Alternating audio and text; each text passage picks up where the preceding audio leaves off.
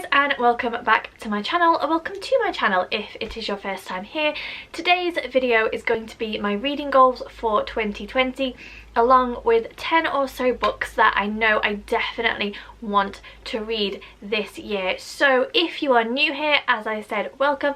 My name is Jess. I upload once a week. I would love it if you would think about subscribing, but without further ado, let's jump in and start talking about some of my reading goals.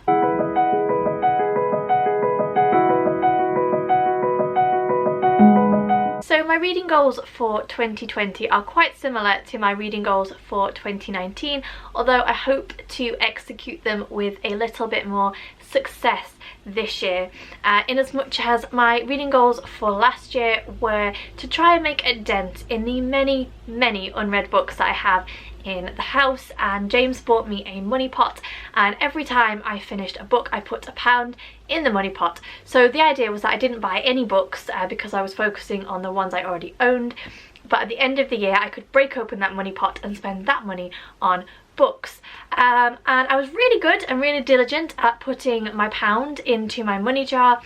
Was not so good at not buying books throughout the year. So my main goal, surprise surprise, is to try and read as many of my already owned books as I can this year, because they number in the hundreds and that is just ridiculous. Although I did recently get them all out, and I was very honest with myself about the books that I thought that I would read and that I wouldn't, and I got rid of a fair chunk of them, but I do still have quite a lot left, and I'm going to operate the same system. I'm going to have a money jar for the books that I do read. I'll put £1 in each time, but to kind of help spur me on with that, we are doing a no spend 6 months, which I will talk about in another video that I'll have coming shortly. But the basic premise is that we're going to avoid spending money on things that we don't need to in the next 6 months, with a view to saving up to finish the downstairs of our house. And if you've been around here for a while, you'll know that we are renovating our house, and it has been a long, problematic and arduous process, but we are at the point now where we could possibly get the whole of the downstairs finished. We just need a few more savings to tip us over the edge, so we're doing a no spend, and part of that will be not buying any books. So that's kind of a motivation to not buy any books and resist the temptation, and fingers crossed I can do it this year, because I have got some really good books on my TBR piles, but I just never get round to them because my eye gets caught by a new release or a book that someone recommends, and then I just end up never reading them. The same books get pushed to the side all the time. And then the only other goal that I have really is to try and complete as many unread series as I can. There are quite a few where all the books are now out and I own the vast majority of them, but I've just got 1 or 2 books left to read that would finish and tick off a series for me, so I'm going to try and make some headway with those as well. And that's it really. Don't buy any books, make some headway with the books that I already own, and try and complete as many series as I can. Quite straightforward, hopefully. Now I'm going to show you 10 books that I hope to read this year. I'm feeling pretty good about it, you know, that's less than 1 a month, so here we go. The first book I'm going to talk about is The Binding by Bridget Collins, and the keen-eyed among you will notice that I have never hauled this book, and that is because I got it for Christmas. So I will be doing a first and also a final book haul of 2020 shortly, which will include the books that I bought in Edinburgh, and I used the money from my money jar for those, and then the books that I got for Christmas as well. But this book is a much beloved book in the book community. I'm trying to temper my expectations so that I give it a fair shot when I read it, but I am expecting to have my socks blown off basically. So my understanding is that this is a historical fiction stroke fantasy book, and we're following the story of our protagonist Emmett, who is a book binding apprentice, and what that means is he binds books. But the fantastical element is that if a person has a memory that they wish to get rid of, they can go to the bookbinders and they will bind that memory into a book, and then the person just forgets all about it. And during the course of Emmett doing his job, he comes across a book which has his name on it. ergo there is something in his past that he wanted to forget, and I'm guessing that he has to unravel it, or the story kind of goes from there. As I said, this is a very, very highly rated book in the book community, so I'm very much looking forward to reading it this year. I'm hoping to get to it ASAP, and I really hope that it's as good as everyone has said, because it just sounds fantastic. It sounds right up my street. I really want to love it, and I'm not doing a very good job of keeping my expectations down, I don't think. But yeah, definitely one that I am looking forward to. The next book on my list is Two Dark Reigns by Ken Dare Blake. I also have Five Dark Fates by Ken Dare Blake, and this ties into my completion of series book goal, because these are the third and fourth books in the Three Dark Crowns series, which will complete the series for me, and these are dark YA fantasy. The basic premise is that every generation on the island of Fenburn, triplets are born, and these triplets are always girls, and these sisters are basically each gifted with a different magical ability. So we have a poisoner, we have a naturalist, and we have an elemental, and they are all equally entitled to the throne, and when they turn 16 they have to fight one another, and the successor is the one who becomes the queen, and the cycle begins again when she gives birth to triplets, and so on and so on. These are fast-paced, they are fun, they are dark, they are easy to read. I really like the edge that Ken Dare Blake has given to the books, which is that you know that ultimately only one queen can succeed, and you've got no idea who it's going to be. These are great entry-level fantasy as well. If you're not familiar with fantasy and you just kind of want to dip your toe in, these would be a great option. And despite them being YA, they're not actually that angsty, which is often a pet hate of mine when I'm reading young adult fiction. But yeah, they're just so good. I have absolutely loved book 1 and book 2, and I'm really hoping that 3 and 4 do not disappoint.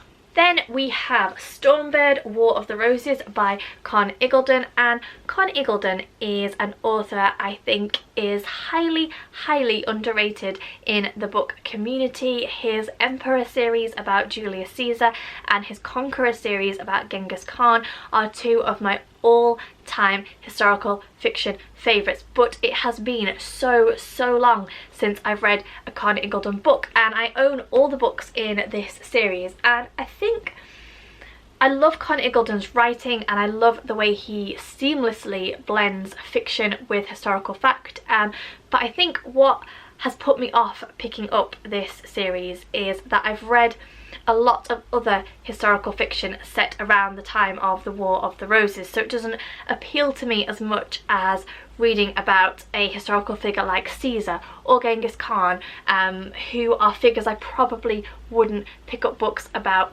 otherwise. I think that is what has put me off initially picking these up, but I very nearly decided to reread the Emperor series because I just remember loving that series so much, and it's probably been about 10 years since I read it, but in the spirit of finishing and reading books that I already own that I haven't yet read, I thought that I would give this one a go. And honestly, if it's anything like his other books, I'm probably going to adore it, and I'm just not giving it a fair shot. So I'm adding this onto the list.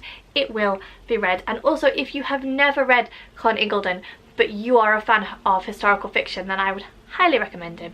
Cannot go on about him enough. Think he is fantastic. Next we have a book which has been on and off and on and off my seasonal TBRs for the longest time, and I'm sticking it on here because I am determined that 2020 is the year that I read it, and that is The Martian by Andy Weir. I have heard such good things about this book, and it is a little bit out of my comfort zone, which I think is possibly why I haven't made it a priority to read, but I really do want to give it a go. So this is science fiction, and I believe that it's the story of our protagonist Mark, who goes on an expedition to Mars and somehow gets left behind by his team, and they think he's dead, and that's kind of all I know, other than it's written in quite an interesting and different format.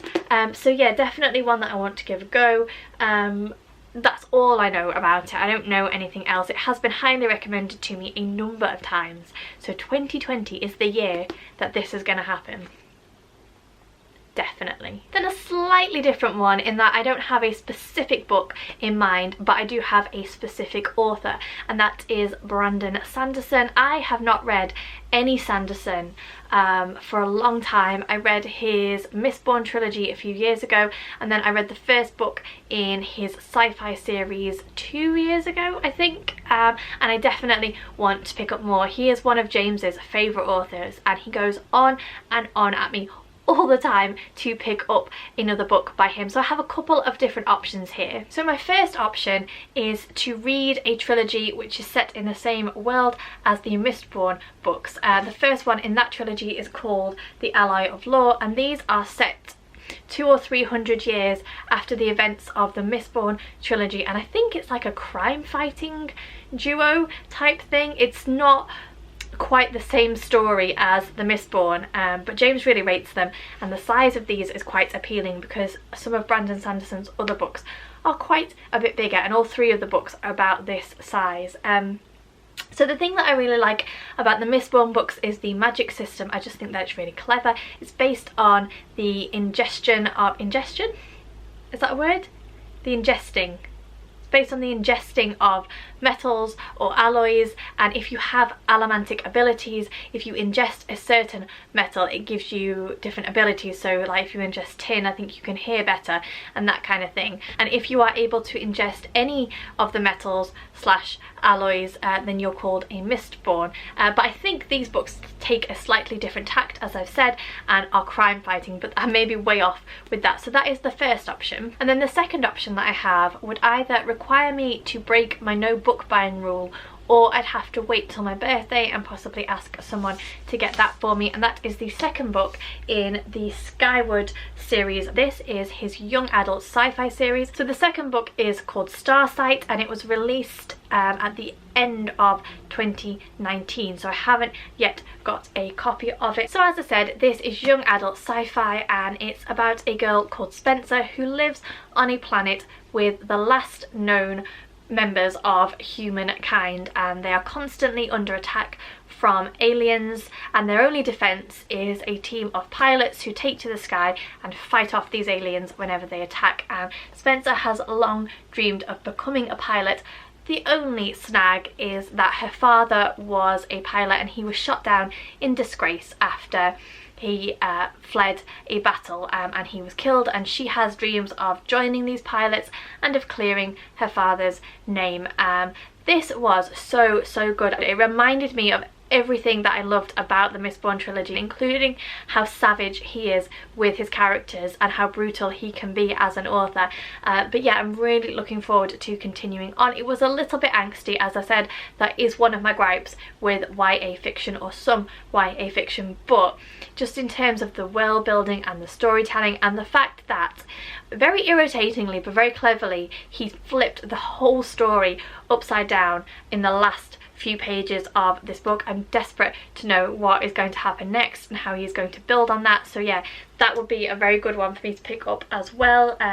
But as I said, in order to stick with my no book buying, I will have to ask for it to be gifted to me for my birthday, I think. That would be the plan. So yeah, that is the other option. Then we have The Seven Husbands of Evelyn Hugo by Taylor Jenkins Reid. I read Daisy Jones and the Six by the same author in 2019, and I really enjoyed that, and this book is one which comes highly recommended. And again, it's not something that I would usually read. It's the story of a 50s Hollywood star called Evelyn Hugo, and I think in later life she becomes reclusive until she decides that she is going to tell her life story to a pretty unknown journalist. And as I said, she's 1950s Hollywood, so that's not an era that I think I've ever read a book about. It comes highly recommended. I really enjoyed Daisy Jones and the Six and the writing style, so high hopes for this one. Next up, I have 1 or 3 books, which may be a surprise because I have talked about wanting to complete series, so it kind of seems counterproductive to then talk about starting series. But I was in the mood for adding on a series which I felt would be quite easy to read and would offer me some escapism. And these are books which I've not seen talked about that much on BookTube, but I've had them on my shelves gathering dust for quite a while.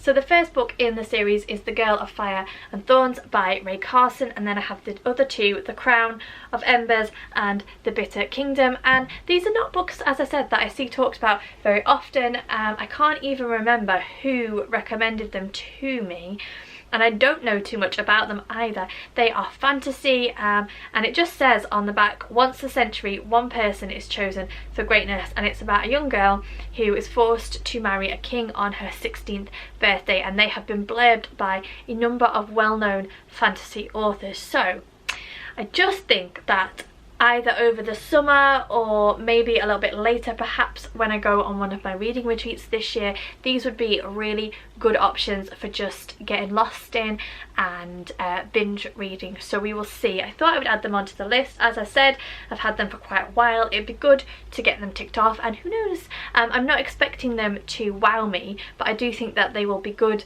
solid, enjoyable fantasy reads.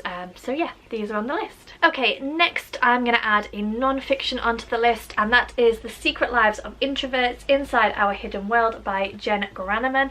And this was a book which my mum gave to me for Christmas, and on the day that she gave it to me I sat and devoured the first 50 pages or so, because it was just such an engrossing read. And it's really funny because I've just never had a book speak to me as much as this book did in such a short period of time. And discussions and conversations about being introverted or being extroverted is something that happens more and more often, and it's becoming much more acceptable to kind of identify with one of those types of people, and for people to just talk about it and be more open about it.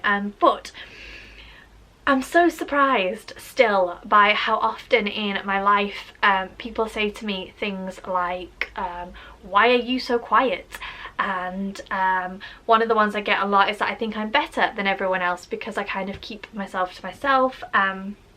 The worst one I ever had was being accused of recording people, because I went to, I mean it was a while ago, I went to a playgroup when Eli was small. I went for quite a while, and I didn't, you know, I would talk to people, but I'm not very extroverted, not very outgoing, and someone said that I was so quiet because I was busy recording everybody else to then write about in my blog and in my books, which is just so far from the truth and so baffling. But anyway, so yeah, it's just something that I'm very interested in, but I just, everything that this author opened this book with just really spoke to my soul, and I got quite emotional about it, and I think that it's going to be a really, really good read. I'm so excited to carry on and finish it. I'll definitely talk more about it on this channel when I'm done. But yeah, I've never really read anything about being introverted, which is weird because I've known for a very long time that I am an introverted person. But yeah, I'm really pleased that my mum bought it for me, and as I said, I can't wait to read more and get it finished. Okay, this next set of books, again, will probably come as no surprise to anybody if you've been around here a while. I talk about this author all the time. I did a really long and embarrassing ramble about them in my last seasonal TBR, and I am of course talking about Robin Hobb. Now, bear with me on this, because the reason that I want to go back to the beginning, this is book one in Robin Hobb's first trilogy about characters called Fitz and the Fool. She has written 3 trilogies about these characters, and I own the final trilogy, which is here.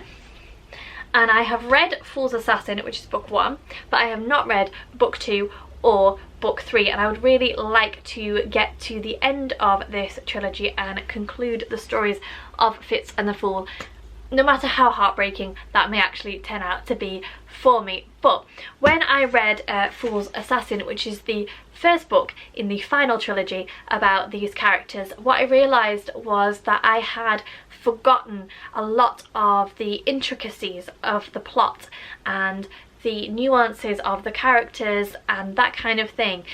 So what I really want to do is in 2020 I want to go back to the beginning and I want to read them all. Now, I'm not putting the pressure on myself to read all 9 books in 2020, but it would be nice to kind of get the ball rolling and start again, and then I can read the final 2 books of the Final Trilogy and be completely up to date, and I just think it would really enrich and enhance my reading experience, because I'll be back on the same page. It has been a number of years since I read the first two trilogies. So the first trilogy is the Farseer trilogy, and the second trilogy is the Tourneyman trilogy. They're all here, you can see them behind me, bar the ones that I've pulled out. So yeah, as I said, I'm not putting the pressure on myself to read all 9 books this year, but just to begin the process, because I've kind of been avoiding reading the last 2 books, partly because I just love the characters.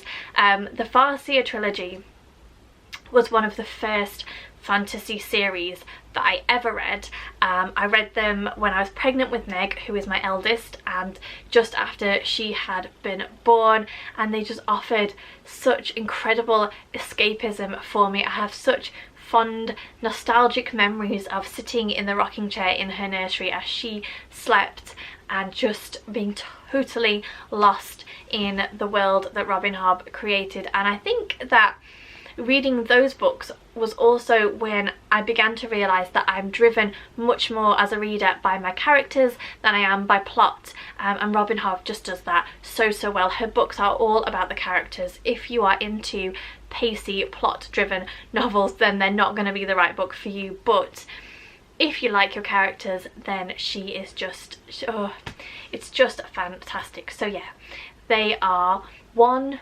9, somewhere in between books that I would like to read this year. And then the final book that I'm going to talk about, again, maybe a bit of a confusing choice, because it is technically the start of a very long series, and it's one that you won't have seen me haul, or you won't have seen me mention before, because I bought it when we were in Edinburgh, and that is Terry Pratchett, The Colour of Magic. Now, I bought this secondhand, and I'm not usually a fan of book covers that have been taken from TV series or films, but it was the only one that I could find, and I have been really interested in reading Terry Pratchett books for quite a while. I've never read anything that he has written, so I appreciate that this is the first one in quite a big series, but I thought, especially if I read it towards the tail end of 2020, I could give it a go.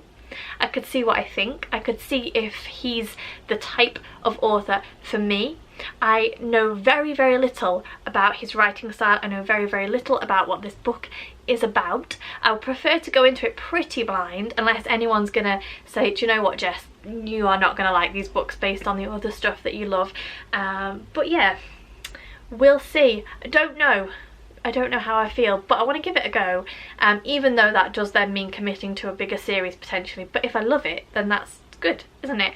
But yes, I am popping this on the list, and we will just see how we go. So there you go, they are 10 of the books that I definitely hope to read this year. Thank you very much for watching. Please don't forget to subscribe to the channel if you aren't already. Give me a thumbs up if you enjoyed this video, and let me know in the comments any books that you are definitely planning to read in 2020, or any books that you would recommend that I read in 2020. I always love to know. As I said, thank you for watching, and I'll see you all soon.